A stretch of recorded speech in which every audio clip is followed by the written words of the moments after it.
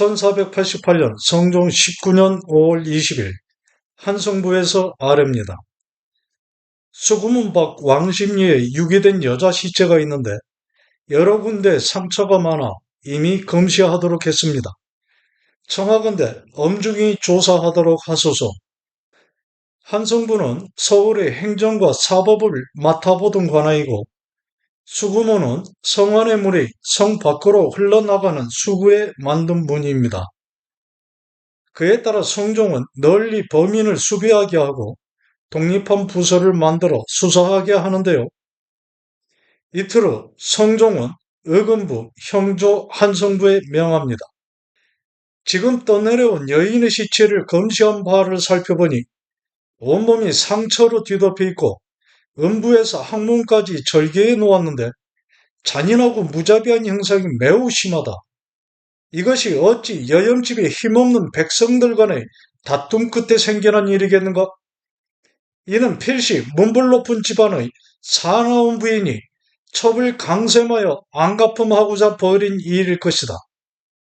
이제 종친과 외척 그리고 신료들은 집안의 잘못을 감추려 하지 말고 즉시 자수하여 고하면 그 죄를 용서하여 줄 것이다. 그러나 사실을 감추었을 경우에는 무거운 벌로 처치할 것이며 기만한 죄 또한 물을 것이니 이를 모두 알게 하라. 이어 3사인 사헌부 형조 한성부에 명합니다. 지금까지 밀고를 받아 신문하게 되면 원한 있는 사람을 무고하는 것이 언제나 염려되었기 때문에 보통 때에는 밀고할 것을 장려하지 않았다.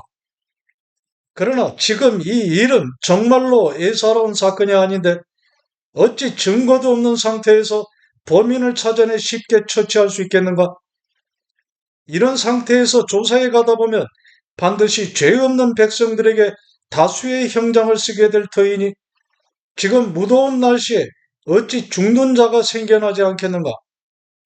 그러하니 밀고함에도 마땅히 엄중하게 세워진 절차를 따라야만 한다. 밀고하는 내용에는 반드시 살해당하는 여인의 신원과 살인한 자에 관한 구체적인 정상이 분명하게 있어야 하며 신문할 때도 공평하고 정대하게 치우침이 없도록 하라. 우승지 이계남이 아릅니다. 시체가 유기된 곳에서 가까운 마을 사람을 먼저 조사하고 멀리 떨어져 거주하는 사람은 조사하지 않는 것이 어떻겠습니까? 이 일은 중대하니 마땅히 분주하게 살펴야 할 것이다. 그런데도 승지들은 지금껏 가지 않고 무엇하는 것인가? 임금의 말에 납작 엎드린 승지가 죄를 청하자 잠시 후 성종이 다시 말합니다. 그대가 비록 일찍 가더라도 여러 대신이 오지 않았으면 홀로 신문하기는 어려울 것이다. 이제 아침 저녁으로 모여 일을 살필 것을 대신들도 마땅히 알게 하라. 시체가 유기된 근처에 살고 있는 사람들이 어찌 그 이유를 모를 까닭이 있겠는가? 상세하게 조사하도록 하고 먼 곳의 사람들은 아직 신문하지 말라. 또한 부득이하게 형신할 때는 항상 그들의 상태를 잘 살펴 숨지는 일이 없도록 하라. 며칠이 지나 성종은 3사에 다시 명합니다. 시체를 유기한 사건에 대해 밀고를 허용한 것은 범인을 잡고자 한 것이었다. 그러나 요즘 무식한 무리가 자기 원한을 보복하고자 하여 무고해도 나라에서는 사실을 알 수 없어 때로는 고문을 가해 신문하기도 한다. 지금과 같은 무더위에 비록 한 대의 몽둥이와 한 대의 장을 치더라도 어찌 함부로 할 일이겠는가? 지금부터는 밀고한 내용이 명확하지 않을 때는 심리하지 말고 비록 의심스럽더라도 진술에 드러난 흔적이 없는 경우에는 즉시 석방하도록 하라. 여러 날이 흘러가도 사건 조사에 진척이 없자 성종은 해당 관료들을 바꿀 것을 명합니다. 시체 유기 사건을 담당한 3사의 관리들이 그 일을 제대로 파헤치지 못하고 있으니 속히 바꾸도록 하라. 시신을 투기한 자는 단연코 규모가 큰 집안의 일일 것이니 오부에 명하여 종친과 제추의 큰 집을 기록하여 아뢰게 하라. 또한 범행과 관련된 자로 제일 먼저 아랜 자는 그 죄를 면해 주도록 하라. 오부는 조선시대 서울인 한성을 동부, 서부, 남부, 북부, 중부의 5구역으로 나눠 그 안에 일을 맡아보게 하던 관아이고, 제추는 이품 이상의 벼슬아치를 말합니다. 이렇게 여자를 잔인하게 살해해 유기한 사건은 세조의 서자인 창원군 이성에 의해서 성종 9년에도 발생했는데요. 모두에게 드러나도록 벌인 이러한 행위는 임금의 권위를 무시하는 행위이기도 해서 반드시 범인을 잡아내야만 하는 일이기도 했습니다. 그러나 노비는 모반 대역죄인 경우를 제외하고는 주인을 고발할 수 없기에 범인을 색출해내기 위해 임금은 사건을 한정해 특별히 밀고함을 허용하는 것인데요. 사건을 맡은 삼청 위관인 영의정 윤필성 등이 아뢰입니다. 서로 영원하여야 하는 자는 모반 대역 외에는 고발하는 것을 허용하지 않아 왔습니다. 그럼에도 이제 장을 치며 신문하면서 그 주인이 범한 바를 고하게 하는 것은 잘못된 일입니다. 노비가 스스로 그 주인의 잘못을 고하는 것은 불가하지만 나라에서 형신을 가하여 고하게 하는데 어찌 불가하다는 것인가? 위관은 죄인을 신문할 때 의정 대신 중에서 임시로 뽑아 임명한 재판장이고, 영호는 주인과 노비, 아버지와 아들의 관계처럼 잘못을 감추는 것은 죄가 되지만 그러한 행위는 용서되는 것을 말합니다. 같은 날 성종은 다시 의정부에 명합니다. 지금 장마철의 이 무더위에 질병이 생겨나기 쉬워 비록 아무 일 없이 편안히 있다 하여도 병이 생길 일인데, 하물며 매를 맞으면서 고문당하고 있는 자는 어떻겠는가? 아직 시신을 유기한 사건의 단서는 없다 하지만 사건의 형세를 보아 반드시 큰 집 깊숙이 있는 안방에 거처하는 자의 소행임이 분명하다. 때문에 이미 스스로 고하라는 명을 내려 죄를 덜어낼 기회를 줬음에도 불구하고 지금까지 아무도 고한 자가 없으니 무고한 백성만 매를 맞고 병들어 죽는 자가 많이 생겨나고 있다. 이렇게 한 사람으로 인해 나의 백성들을 많이 상하게 하니 참으로 가엾고 불쌍한 일이다. 그러나 반드시 죄인을 찾아 잡아들여 무거운 벌로 처치해야만 옳을 일이니 속히 자수하게 하여 후회하지 않도록 널리 알리도록 하라. 그렇게 시체가 발견되고 보름이 넘는 날을 훌쩍 넘겨가고 있을 때 한성부수 이철정이 와서 아뢰입니다. 시인의 집과 죄수 이화의 집은 대문을 마주하고 있는데 작년 8월에 이화가 서소문 밖에서 거처를 옮겨왔으며 이화의 본가에는 아전 주형이 임시로 거처하고 있습니다. 그런데 이화가 옥에 갇힌 후에 주형에게 사람을 보내 말하기를, 만일에 일이 발각되어 너에게 물으면 동비가 매를 맞은 다음에 이 집에 와 누워 있다가 죽었다고 말해야 한다 하였다 했으니 이 일이 의심스럽습니다. 동비는 20세 정도 된 얼굴이 곱게 생긴 자입니다. 또 3사에서 신문할 때 이화의 사내종 내은산이 말하기를, 동비는 우리 주인에게 맞아 5월 15일에 죽었는데 그날 밤에 나를 시켜 시체를 지고 가 박석현에 묻게 하였으나 큰 비가 오고 밤이 어두워 길을 잃었기 때문에 갈 수 없었습니다. 그래서 시체를 삼갑병문 개천에 버리고자 하여 돈이문이 열리기를 기다렸다가 성안의 개천에 버렸습니다 하였다고 합니다. 그 말들이 이와 같았는데도 진술 기록에 포함되어 있지 않으니 시는 뭐라 말해야 할지 모르겠습니다. 이화가 이미 관리에게 뇌물을 줬다면 오작인에게도 또한 반드시 뇌물을 주었을 것인데, 오작인이 비록 소나무 사이에 시체를 유기했다고 스스로 말하더라도 그 시체를 아직 찾지 못했으니 이 또한 믿을 수 없습니다. 시인이 그러한 말들을 듣고 가만히 있을 수 없어 감이 와서 아뢰는 것입니다. 오자기는 지방 관아에 속해 수령이 시체를 임금할 때 시체를 정리하는 일을 하던 하인인데요. 그의 성종이 명합니다. 속히 주형을 가두고 신문하라. 성지들은 이런 말들을 듣지 못했다는 것인가? 이화의 중 내은상이 삼간병문 개천의 시신을 버렸다고 한 말은 왜 진술 기록에서 빠져 있는가? 취조를 맡았던 관리의 기록에 시신 버린 곳을 내은산이 박석현이라고 했다가 다시 사현이라 하고 또는 아이현이라고 하면서 말을 바꾸고 있습니다. 라고 되어 있어 신들이 바로 내은산을 신문하니 진술하기를 시신을 아이현에 버린 것이 맞습니다 하였습니다. 다시 관리가 두세 번 장을 더 때리고 캐물으니 내은산이 말하기를 삼간병문에 버렸습니다 하였습니다. 관리 아내가 진술을 기록해 보이기에 삼간병문을 언급한 말은 왜 기록하지 않았는가 하였더니 확실한 말이 아니기 때문입니다 하였는데 신 또한 반드시 기록하게 하지 않은 것은 난장을 치며 억압하듯 물었기 때문이었습니다. 그렇게 거듭 장을 치며 물었을 때의 진술을 믿을 수 없는 것이라 한다면 형신을 가해 얻어낸 모든 진술을 신뢰할 수 없다고 하는 것인가? 성종은 이 일을 조사하기 위해 세 개의 독립된 청을 따라두고 삼청이라 하여 담당하게 했는데요. 다음날 삼청에 명합니다. 국가가 믿고 의지하여 다스릴 수 있는 것은 오직 죽이고 살릴 수 있는 권한이 있기 때문이다.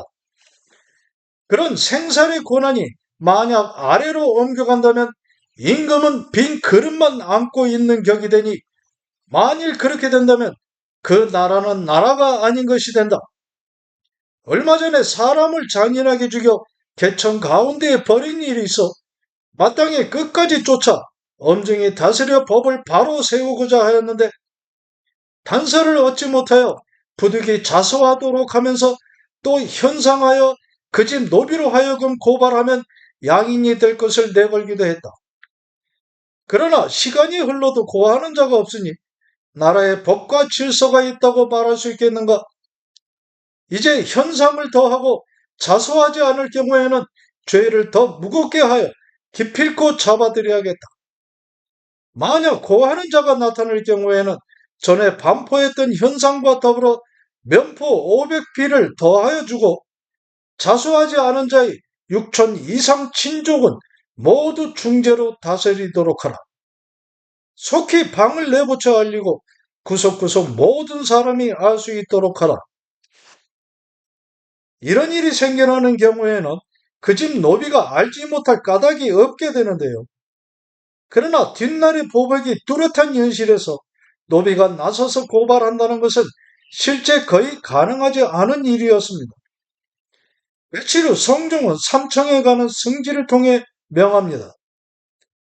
이화가 단서를 흐트러뜨리는 행동을 번거롭게 많이 하고 있으나 반드시 끝까지 추궁하여 곧 사실을 자백하도록 해야 한다. 지금 그 죄는 죽이는 데까지 이르는 것이 아니라 이제 사실을 자백하면 가장 가벼운 죄로 벌할 것이지만 그렇지 않고 계속 부인하면서 그 죄 없음을 밝히지 못한다면 마땅히 사형으로 처치할 것이다. 지금 한 사람으로 인해 무고하게 형장을 받고 있는 사람이 매우 많은데 이화가 어찌 그 소리를 듣지 못했겠는가?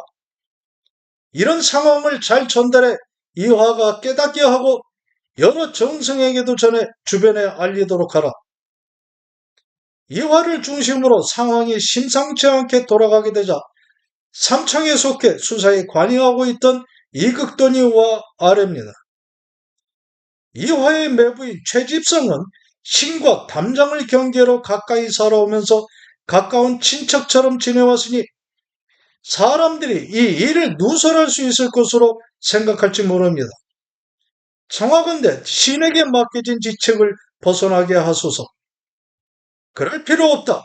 이화는 의금부로 옮겨 국문할 것이다. 다시 몇 날의 시간이 지나가고 의금부에서 온 도승지가 아뢰입니다. 이화의 일에 관계된 사람 태반이 불복하고 있습니다. 그러나 이임의 요정 자근의 진술에서는 어느 정도 정상이 드러났고 산해중 내은사는 자신이 행한 일들을 하나하나 진술했는데 거의 의심할 것이 없습니다. 그럼에도 장을 치며 신문하던 처음에는 포박당에 있는 이화를 돌아보고는 잠옷 애처로운 얼굴빛을 나타내면서 사방을 두리번거리고 머뭇거리며 바로 진술하지는 않았습니다. 내일은 도성리가 일찌감치 가서 속히 캐묻도록 하라. 사건에 관계된 자들이 만약 통모하여 말을 만들면 안 될 일이다. 이렇게 성종이 범인을 색칠해내기 위해 고심하고 있을 때 홍문과 부제학 등이 상소를 올려 임금의 신기를 건드려 옵니다. 홍문관은 궁중의 경서와 문서 등을 관리하고 임금의 자문에 응하는 일을 맡아보던 관아이고 부제학은 홍문관 으뜸인 정이품의 대제학 다음으로 정삼품의 벼슬입니다. 전일에 명하시기를 자수하지 않은 자의 6천 이상 친족은 모두 중재로 다스리도록 하라 하셨습니다. 그러나 반역죄에 있어 연좌하는 것은 당연하고 그럼에도 형제, 백부, 숙부, 형제의 아들에게만 이르게 하고 있습니다. 상가 법문을 살펴보면 노비가 죄를 지으면 그 가장과 가장의 친족 그리고 외조 부모가 관에 고하지 않고 구타에 죽인 자는 장 100대이고 죄 없는 노비를 죽인 자는 장 60대에 중노동 1년이며 만약 노비가 가장을 구타하면 반드시 죽이고 가장을 죽인 자는 능지처사하게 했으니 이것은 각각의 신분에 맞는 도리를 중하게 생각한 때문입니다. 법이 이러해도 거리낌이 없고 사나운 노비는 약한 주인에 맞서 살해하기까지 하는데 이럴 경우 연좌하지 않고 그 죄 지은 노비만 처벌합니다. 그런데도 주인이 노비를 살해한 경우에서는 그 죄를 족친에게까지 연좌하게 하셨으니 형벌을 사용함에 있어 위와 아래가 바뀌어 있는 형국이 아니겠습니까? 살리고 죽이는 것은 임금의 큰 권한이고 신하가 함부로 행사할 수 있는 것이 아니다. 그런데 이번에 떠내려온 시신에는 찢어지고 갈라져 있는 상처들이 있어 잔악하기가 매우 심해 이것은 나라의 법이 있음을 전혀 무시한 행동이기만 하다. 이 일은 반드시 거가 대족에서 생겨난 것인데 지금 조정에 벼슬하는 사람으로 이화의 친척이 많은데도 누구 하나 고하지 않고 있으니 임금을 기만하고 있는 이 죄를 어찌 다스려야 하겠는가? 그대들의 직분은 나를 도와 법을 바로 세워야 하는 것인데 오히려 이처럼 말하는 것은 무엇을 위함인가? 신들의 직분은 경연에서 모시며 알고 있는 것을 말해야 하는 것입니다. 이 일이 법에 적합한 것이었으면 신들은 마땅히 먼저 아뢰었을 것입니다. 법은 편의에 따라 한때 세웠다가 없애는 것이 아니라 만세에 시행되도록 해야 하는 것입니다. 하늘이 내리신 백성은 처음부터 귀하고 천함이 없는 것이다. 비록 각각을 구분하여 노비와 주인이라 부르고 있지만 처음에는 모두 하늘이 내리신 백성인데 모두가 자기 노비라 하여 잔악한 행동을 마음껏 한다면 그것은 하늘의 백성을 해치는 것으로 어찌 임금이 존재하고 법이 있다고 말할 수 있겠는가? 또 그대들이 법 외의 형벌을 적용해서는 안 된다고 생각했다면 처음부터 가해야 했을 일인데 어찌 지금에 와서 그렇게 말한다는 것인가? 이화의 옥사가 거의 마무리되어 장 100대에 처해야 할 일을 내가 80대로 감할 것을 명하거나 혹은 사형에 처하게 한다면 그대들은 어찌할 것인가? 신들은 단지 정법에 따르기를 바라는 것뿐입니다. 80대로 감하신다면 그것은 임금의 살리기를 좋아하시는 덕이며 만약 죄를 더하여 사형에 처하라 하신다면 신들은 마땅히 그것이 불가함을 아랠 뿐입니다. 그 사이 범인으로 지목되고 있는 이화가 상소를 올리고 그 내용에 만족하지 못한 성종이 명합니다. 이화의 상소를 보니 오직 부인하는 내용일 뿐이다. 그러나 양반가의 집안일은 이웃이라 해서 알 수 있는 것이 아니고 그 집의 노비들이 알 수 있을 뿐이다. 이제 이화의 노비들이 하나하나 진술하였으니 남은 것은 이화가 자백하는 것이다. 그러하니 이화가 여종 동비를 간통해 왔는지를 그 집 노비들을 통해 알아내도록 하라. 이화의 사건에 관계된 사람들이 이미 이화가 동비를 간통해온 사실을 진술했고 이임의 두 여종도 진술하기를 이화가 일찍이 동비를 간음해 왔는데 동비를 질투해 음부를 베어서 살해했다는 말을 이화의 집 사내종에게서 들었습니다. 고 하였습니다.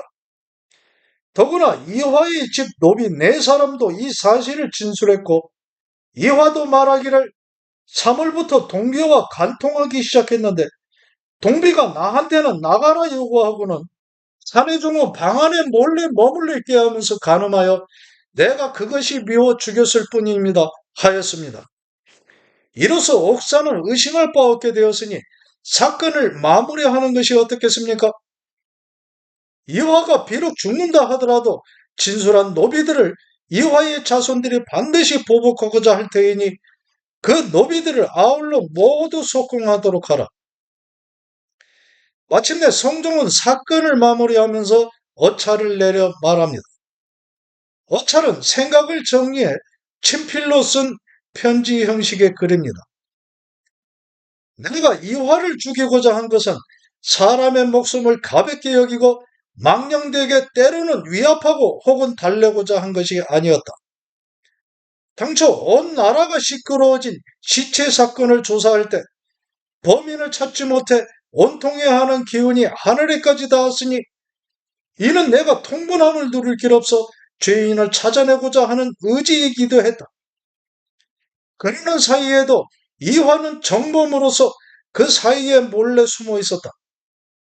처음부터 한 여종을 미워하여 큰 옥사를 일으키게 된 것을 뉘우치고 사실을 자백하여 임금의 말을 공경히 했어야 했는데 오히려 기만하고 속여왔으니 이 어찌 용서할 수 있는 사람이겠는가? 그러나 내가 삼가야 할 것은 세상을 넓게 바라봐야 한다는 것이다. 또 임금은 여러 은원들 중에 중심을 이루어야 하는 사람이니 여러 사람이 옳다고 하는 바는 내가 마땅히 함께 할 것이며 여러 사람이 잘못되었다고 하는 일은 내가 당연히 버릴 것이니 이제 특별히 이화를 사형해서 감하고자 한다. 사관은 이 사건에 대해 따로 다음과 같이 기록하고 있습니다.